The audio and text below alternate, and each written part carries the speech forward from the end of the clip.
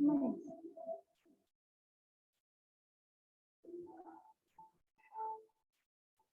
All right. Let's come into a comfortable seat to start our practice. Kneeling or cross-legged. Oh, there's some sighs of yawn happening. Great. It means that we're in the end of the day and we can start to transition into a bit of different energy. That's exactly why we are. So take a moment, settle into your seat.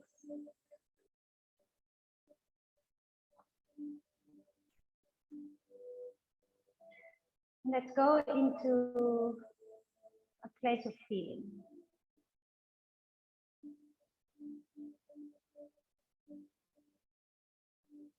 With the yoga practice and probably also with maturing and realizing that there is so many different facets to myself and to this life, aspects to discover and explore. And I have the fortune to work with people and share how they experience the world. And realizing that we all look at life in our own experiences and the experience called life. We look at it through our own lenses. And this is also why someone can be in the same situation but experience it very differently. And the yoga practice allows us to maybe tap into aspects of ourselves that are not as cultivated. So do you know about yourself if you're more of an intellectual human being or more of a creative, heartfelt? How do you take decisions off your mat? Is it from a place of, reasoning? Is it from a place of the heart, following the heart, the spirit?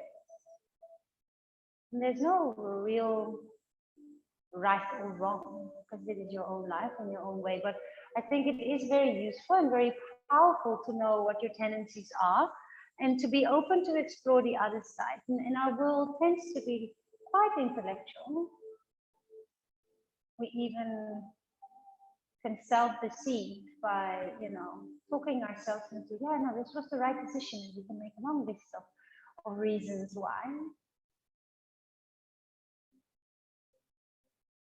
So allowing yourself here on the mat during this practice to feel, to maybe explore the imaginary, maybe explore the creative side of yourself. So today, I'd like to, I think we've done this before, to go into a bit of daydreaming to start our practice with.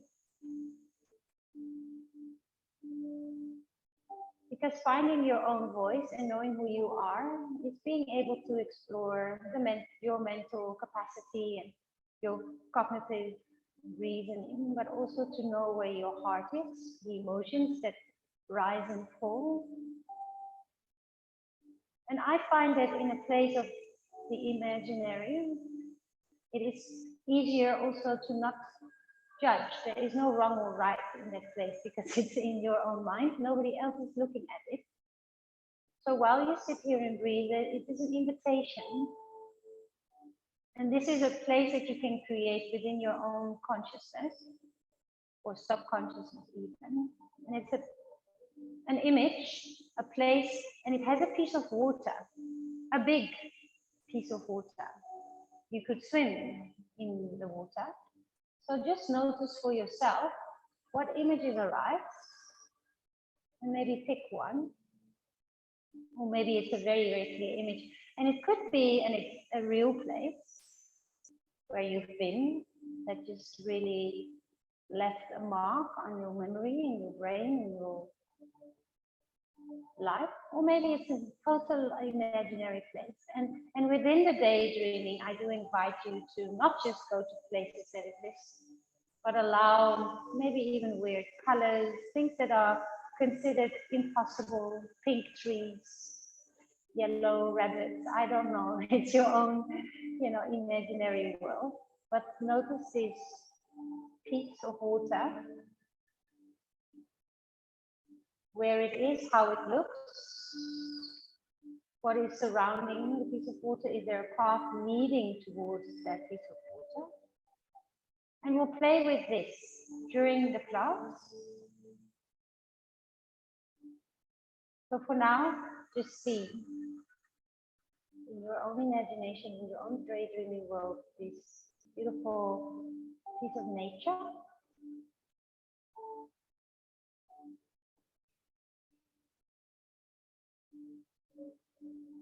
You can make even a bit of a mental screenshot of it, 3D screenshot. Just so we can continue where you left off. Before we move into our first or our second asana, our pose, our shape, set an intention for this practice. Allow yourself to be calm, to slow down, to connect with your inner world.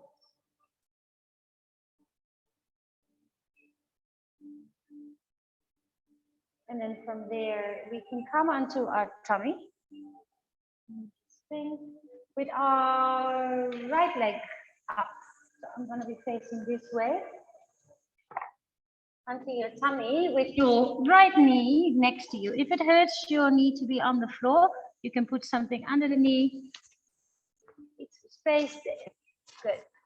And then your arms can be next to you in a 90-90. And then just turn your face either to the right or the left.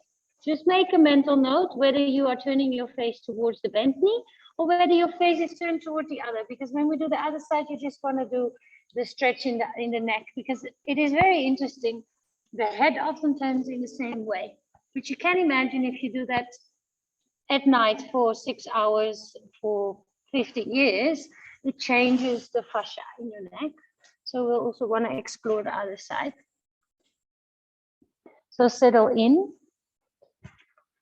And often when the belly is touching the floor, it gives us a safe feeling.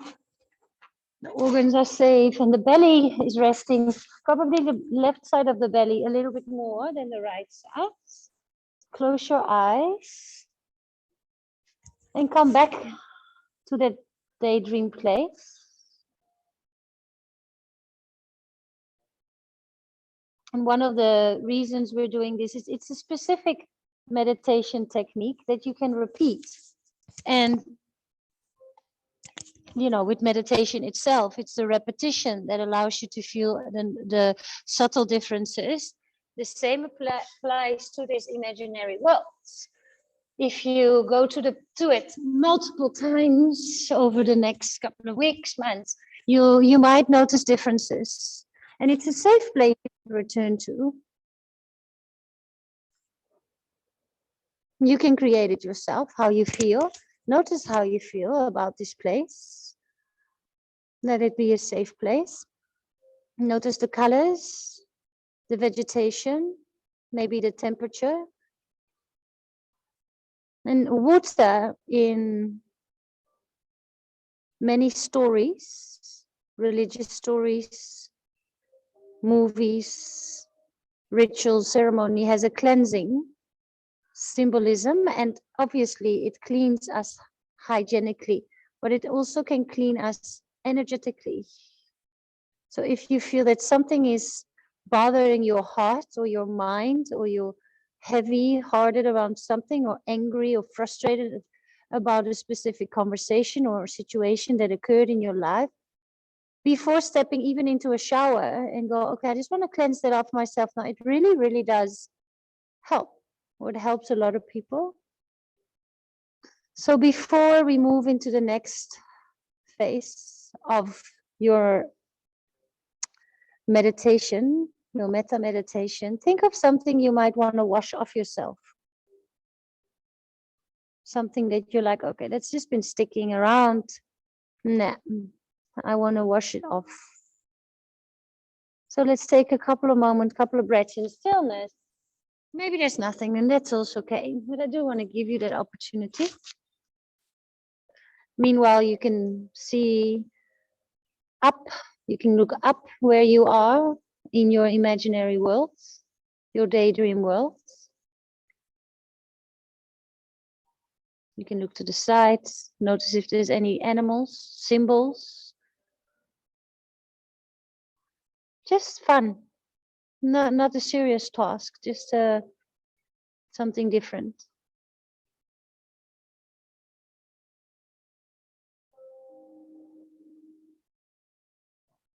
So you're navigating this felt sense, breath, present moment, and at the same time you allow your mind and your being to daydream, to also connect to the subconscious, interesting creative ideas, colors, images that might come up.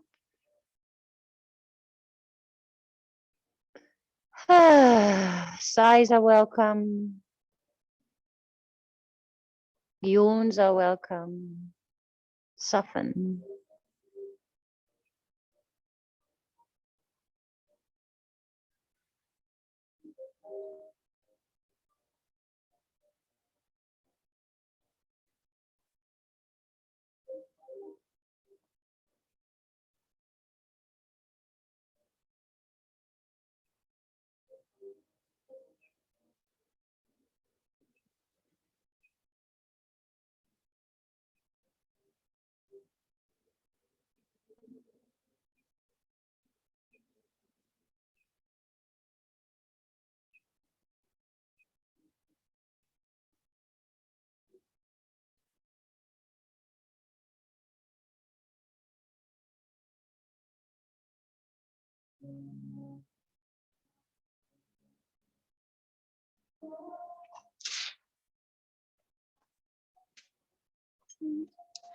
And then from here, you can bring your elbows under your chest.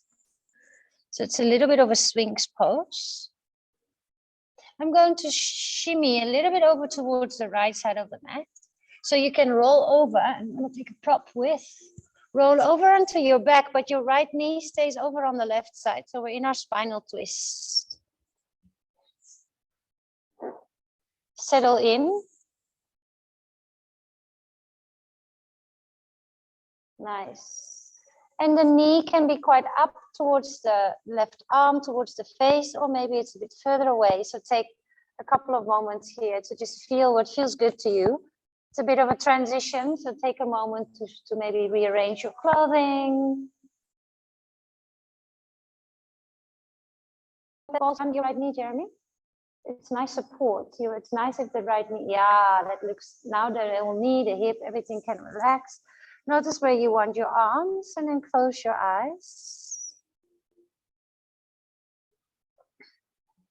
In your imaginary place with a beautiful piece of water, walk towards the water. So now you appear in that movie, that image, that daydream. Notice what you're wearing, if you're wearing anything. Is it warm weather? Is it cold weather? And now look at the water and look into the water. Can you see through the water? Is it transparent or is it dark?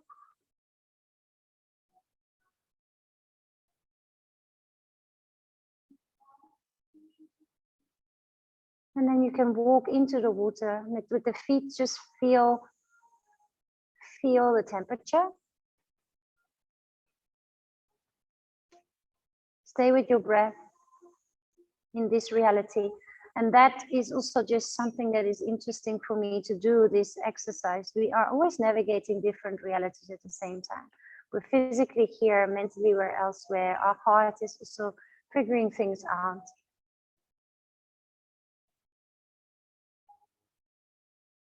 What do you do once you're in the water? Are you swimming?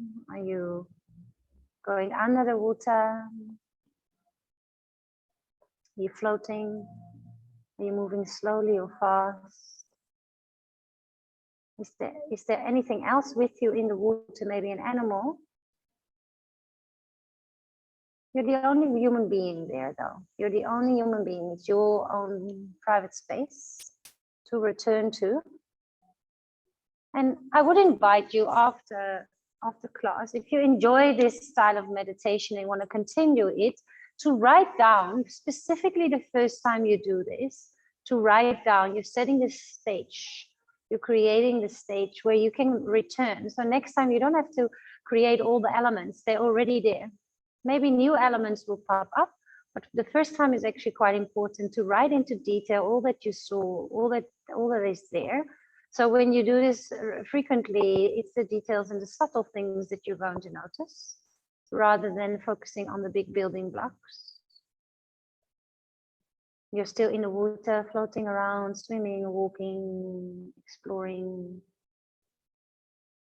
Maybe you go under the water, reminding yourself of that particular something you just want to wash off yourself.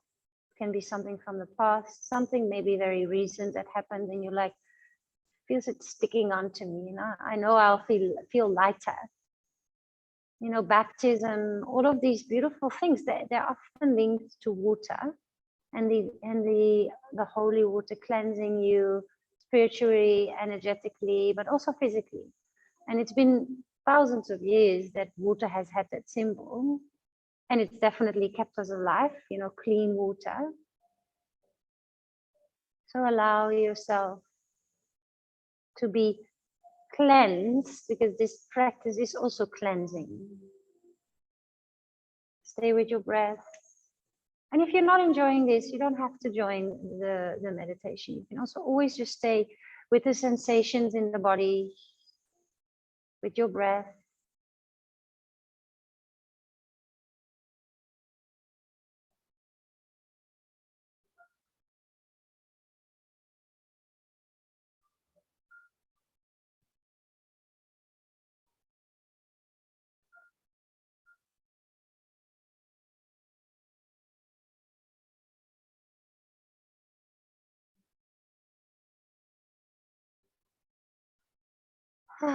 Slow deep breaths in and out.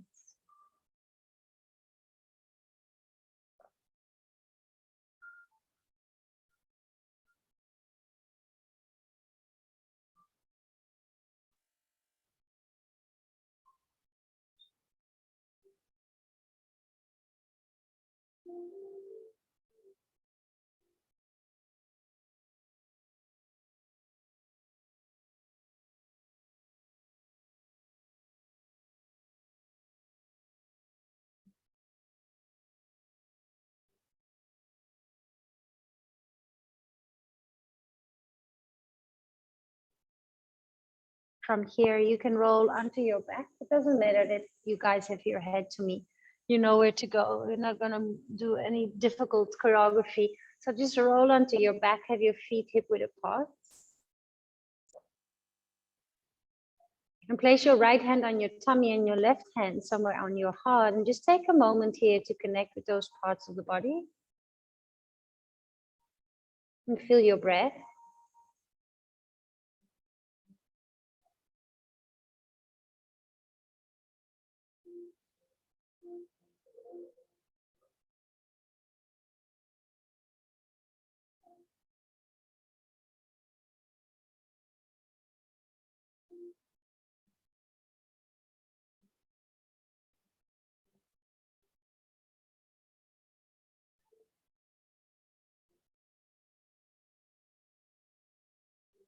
And then slowly roll onto a side and gently come up into a seated position. You can take a drop with.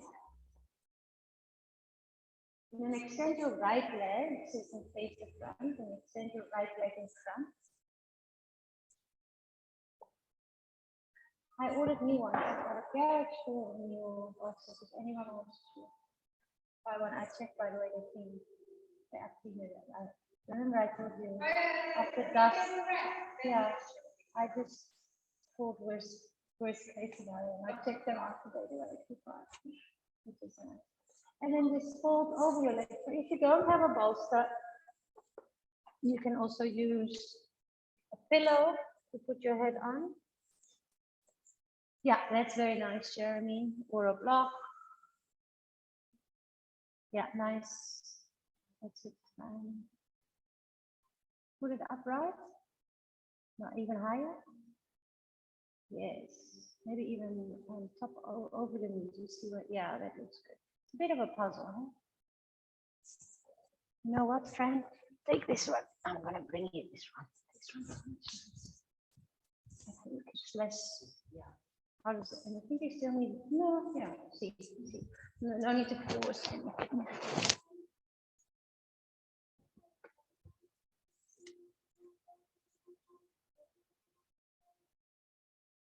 Awesome. Now, digesting the day. And yes, maybe even while you are enjoying yourself, fantasizing, daydreaming, other images might come up from the day, but allowing yourself to stay in that image, or at least bringing yourself back there, also allows in the background for your day to just kind of wash off you. Not consciously, like chronically remembering each step you took today, but while you're bringing your mind's eye to a different place, a fantasy world, it allows for the almost for like the real world, let's call it. I mean, it's all real, to kind of move out of your peripheral attention. So while we go back to our little daydream, we were still in the water. You can look if there's any animals close by. Are those your favorite animals? And when you do this regularly, it's for me often it's different animals, and I'm like, oh, that's interesting. Even sometimes fantasy animals pop up, fairies, because in this world, in your own imaginary world, you can just add whatever you want, or be surprised about what presents itself. Symbols can come up, and I've got a special journal just for this particular meditation because I find it fun. It's fun. It relaxes me. It allows me to see certain symbols that might mean something or not. It depends if I attach meaning to it. Even looking at, you're kind of navigating the subconscious in a way. So walk out, notice how you even see yourself. Interesting. Self-image.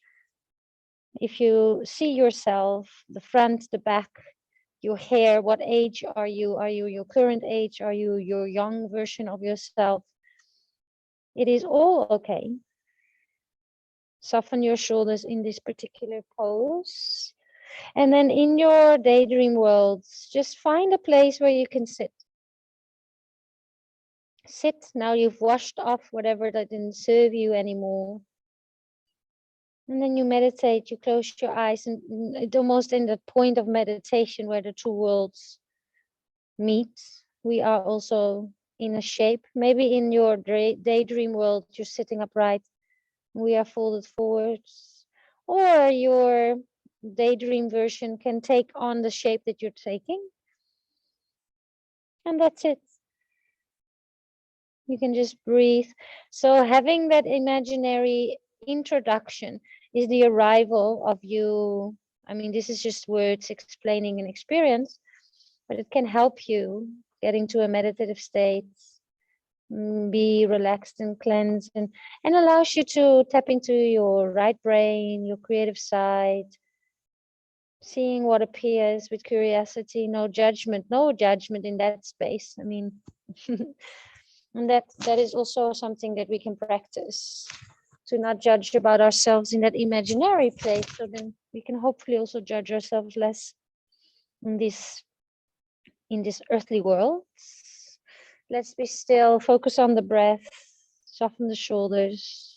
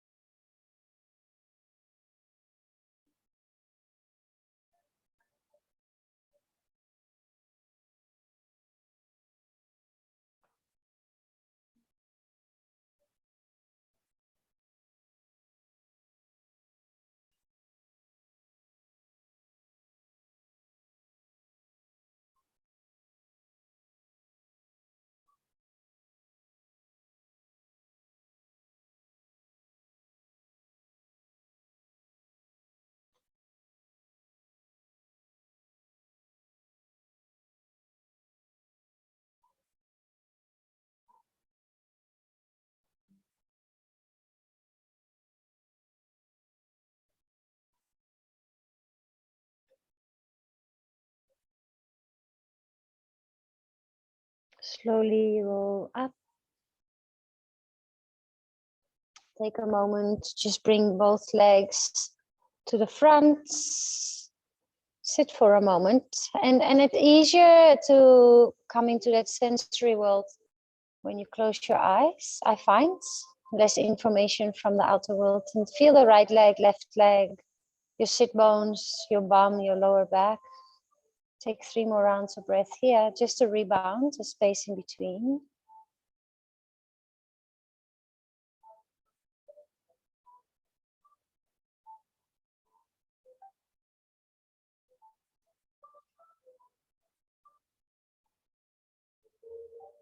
Nice. And then we come to the other side. You can just shimmy your hips a little bit backward. It actually helps to come into the shape and then walk your sit bones a little bit backwards to come into a bit of a tilt in the pelvis.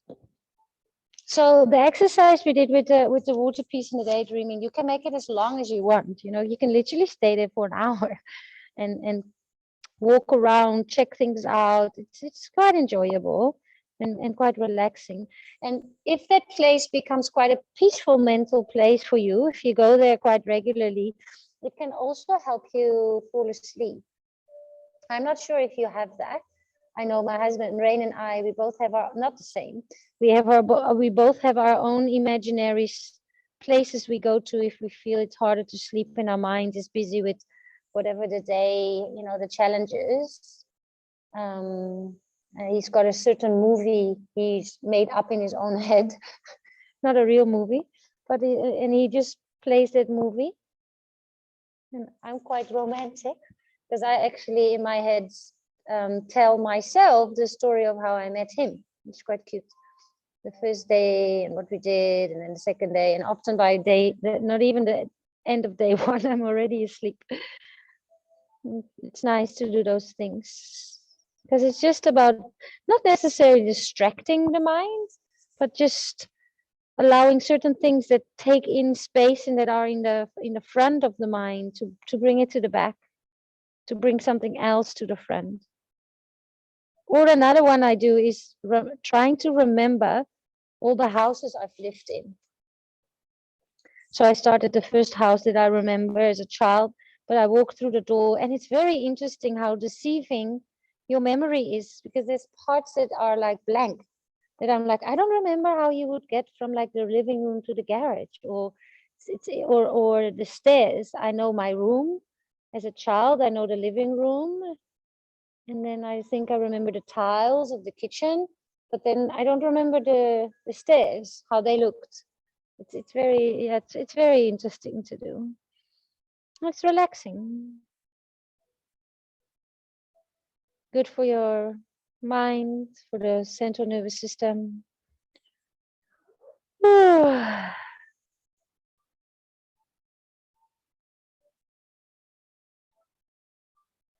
Breathe and soften the shoulders, the space between the shoulder blades. If it feels nice, you can breathe out of the mouth. Your exhales can even be longer than your inhales.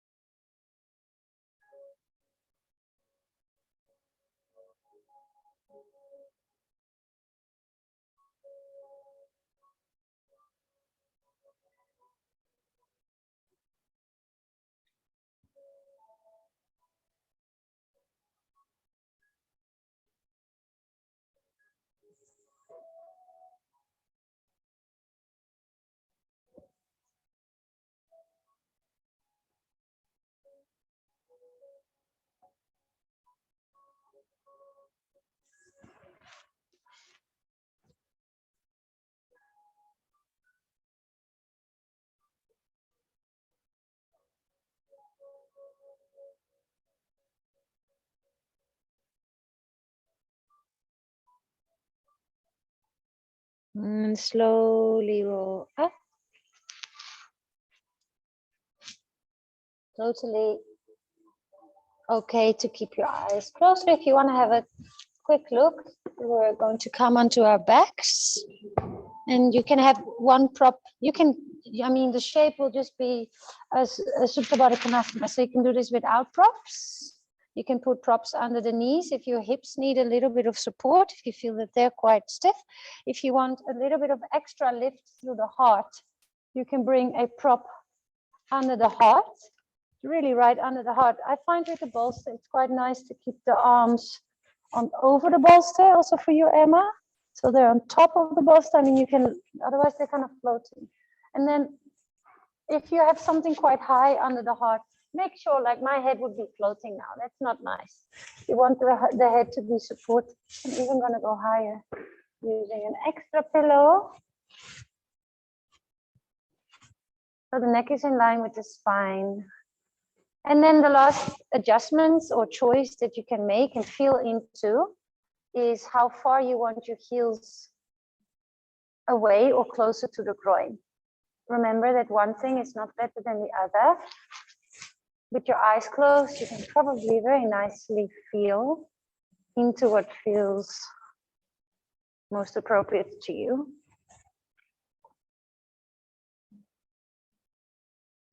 Let the hands be on the floor as well. If they're floating, there is a sense of tension that is needed and muscle activity.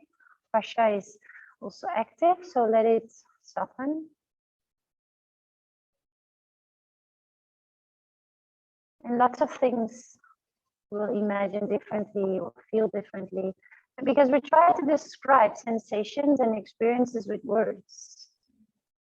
And words are beautiful, but also often clumsy. That's why poetry can be so beautiful, because it's the magic of words in a sense. I really enjoy breathing into the heart here. So there's this feeling of lift through the heart, a lift of the rib cage, lots of space in the chest. And then a softness, almost like a sliding down of energy towards the belly and the pelvis. An uplifting, opening through the heart on the inhale. And a softening of the rib cage down towards the belly button, down towards the pelvis, and a grounding, heavy feeling, not in a negative sense, but letting go and a softness around the hips. Maybe wetten the lips with your tongue so there's a bit of space between your lips and your jaw can relax. If you want to enjoy a little bit more of your daydreaming, go back there. It's there for you. It's always there for you. That's the nice thing. You can even go on holiday in your head. You can go back to a place where you felt fully awake and create a little bit of that feeling back.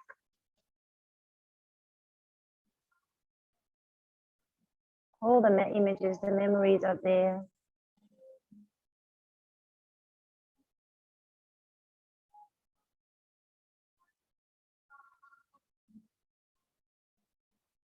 So that place was imaginary, but I'm sure there's also many places in your life where you love going. Maybe you've got a favorite place on the beach or a favorite place on the mountain. Often it's linked to nature, you know, where we feel quite serene. Maybe it's somewhere else. Maybe it's on your yoga mat, on your bike, reading a book with the cats on the left, whatever. You can bring that little bit of energy and feel here into this moment, just by imagining, just by having that image. Stay with your breath.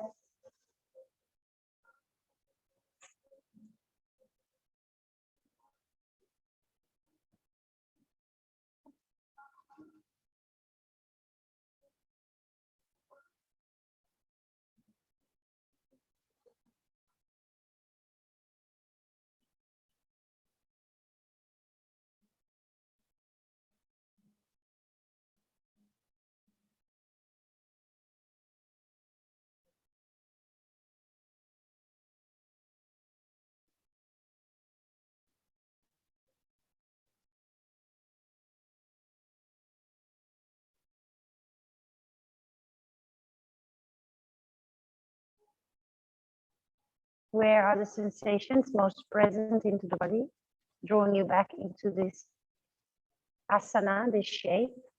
I can start to feel my groin and the back of my hip joints. They're definitely talking in a way. There's a bit of an edge, I would say. It's not super uncomfortable, but it's not super comfortable either. That's just, that's what the yin practice does. An edge will come over time in the places in the body that might be holding on to tension. And it's harder for me now, I can only speak from my own experience, to be still. I want to actually move, but it's not painful. So we'll stay here. The time is almost done. So we'll stay here for another 6 rounds of breath. And breathing deeper and slower actually helps when you reach an edge like that. Coming back to that breath into the heart and the softness towards the belly, towards the pelvis.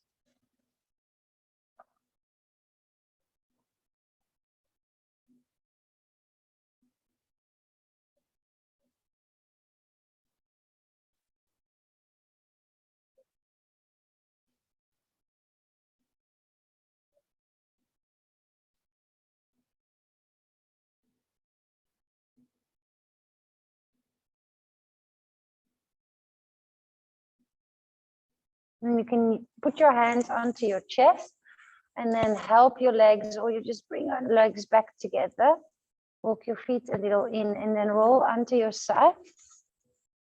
Removing all the props. I'm already going to put it on the left side of my mat. To come onto your belly, because I know I'll need it for the next pose. So it's already there on the left side of the mat. And you bring your left knee up next to you.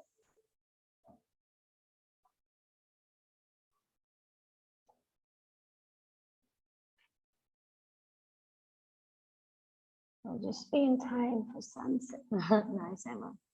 Nice to see you.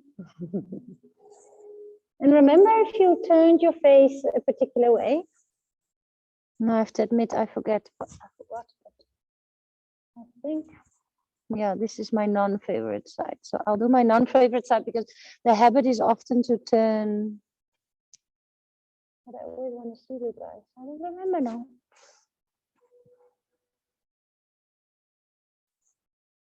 Breathe into the belly.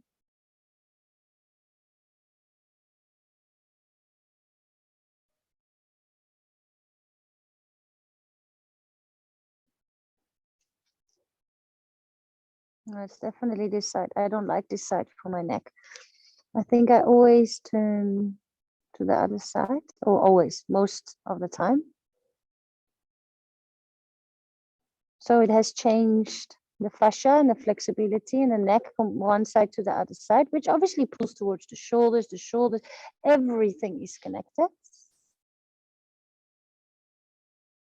You can breathe all the way down to the belly, to the pelvis, allowing the waist, the lower back to widen, to soften.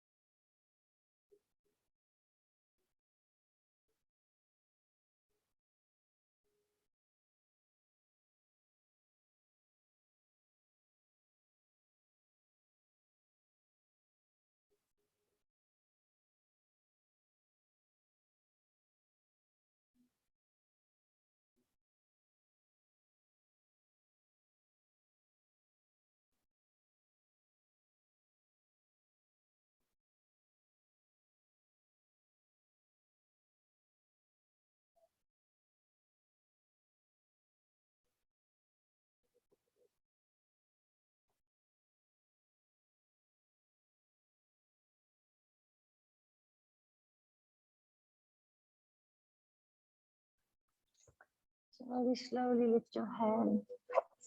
Start to come onto your elbows. Take a moment here and then roll. You can keep your head, you don't have to turn in any way. You can just roll onto your back. Let your left knee be supported, chin your shoulders a little. And then you settle in here into your spinal press.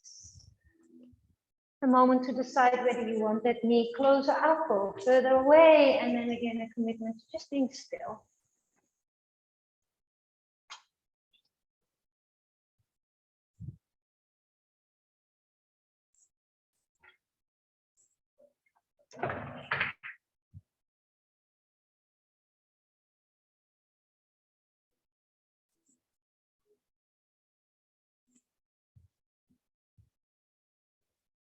Stay with the breath, slow breaths in and out.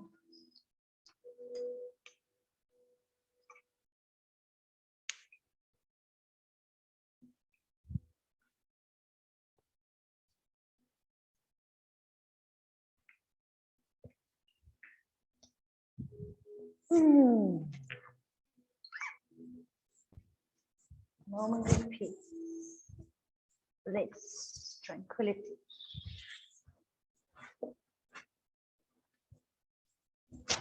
Integration, they're all words, recharging, resetting, rejuvenating, slowing down, grounding.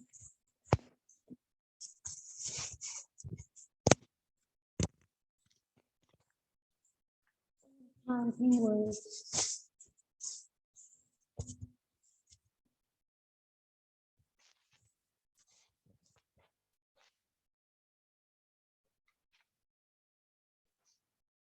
The whole world to explore on the inside of ourselves.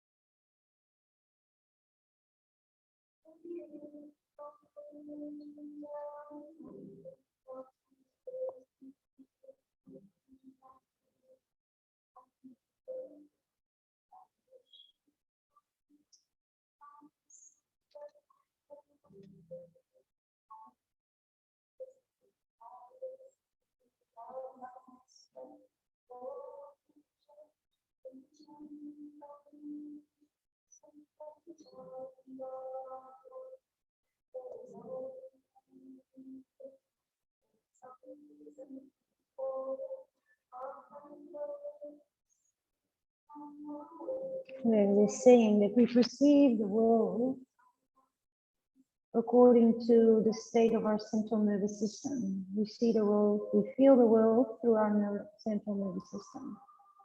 Sometimes I imagine all these little central nervous systems, we are communicating with our body language, our energy is interacting with each other. And when we are in fight flight, we experience the world very different from when we are in rest and recover. Also, absorbing information, learning things. You actually only, they say you really only learn properly if you're in parasympathetic, if you're in rest and recovery. If you're in fight flight mode, you won't take the information in the same way.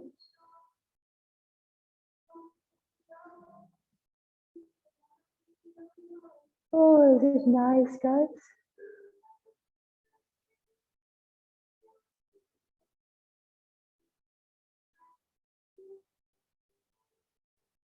Couple more rounds of breath here.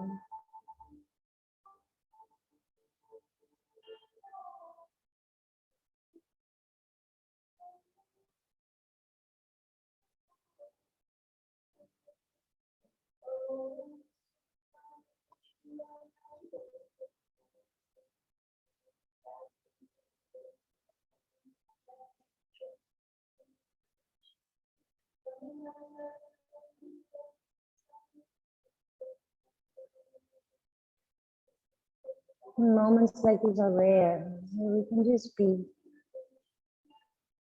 here in the moment, nothing to do, nothing expected from us, from ourselves, just to be still.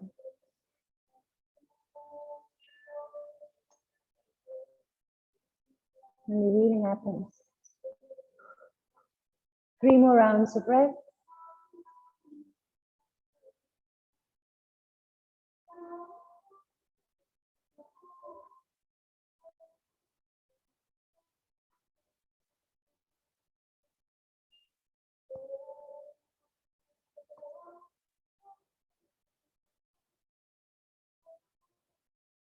And then slowly come onto your back. Again, it doesn't matter where your head is because your eyes are closed. So just hug your knees in towards your chest. You can choose to be still here or to wiggle a little bit from one side to the next, really slow little wiggles.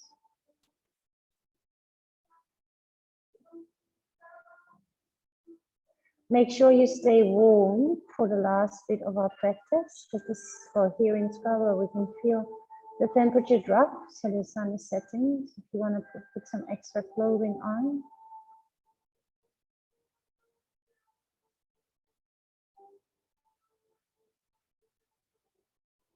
Then we come into, oh, that was a nice yawn. And then we come into our final resting shape.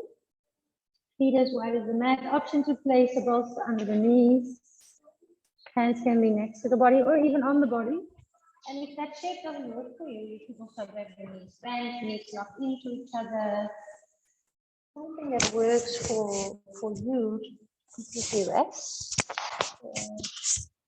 Pentacle shape, a state of being where you again can just be.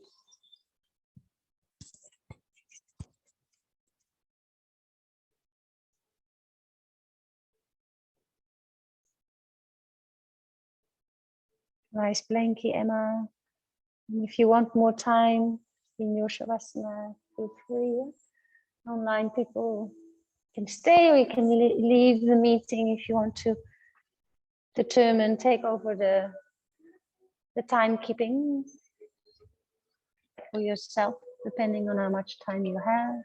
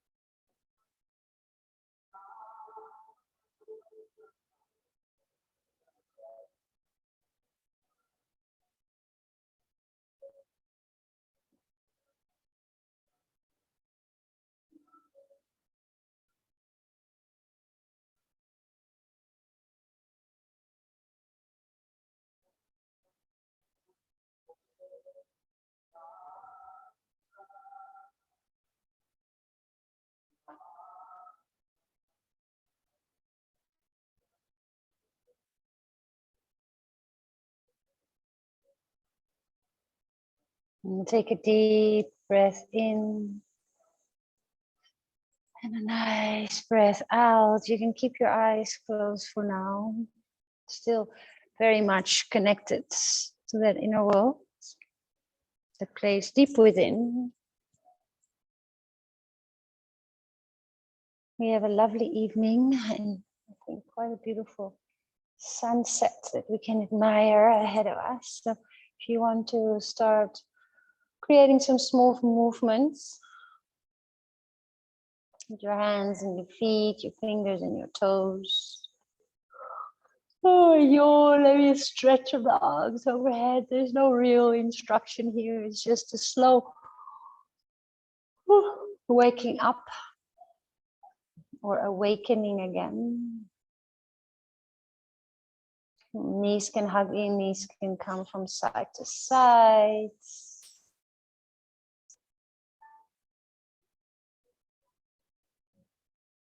Stay in that soft place. And then in your own time, you've got a couple of rounds of breath. Come back into a seat. So we close the ritual of this practice the way we started. An opportunity to maybe also notice a difference subtly in your body, in your mind, in your heart, your mood, your focus.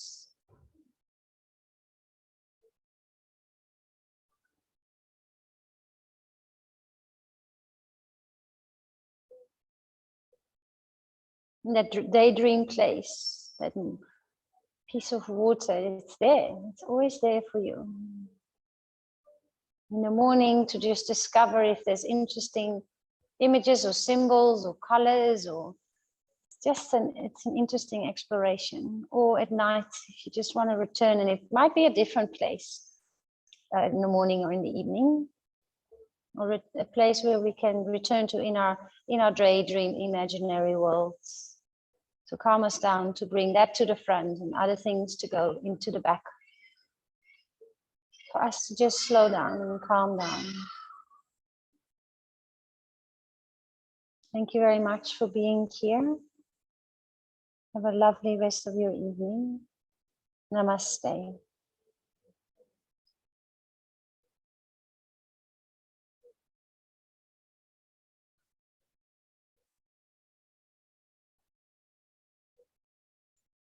Thank you, Margarita. Thank you, Fran.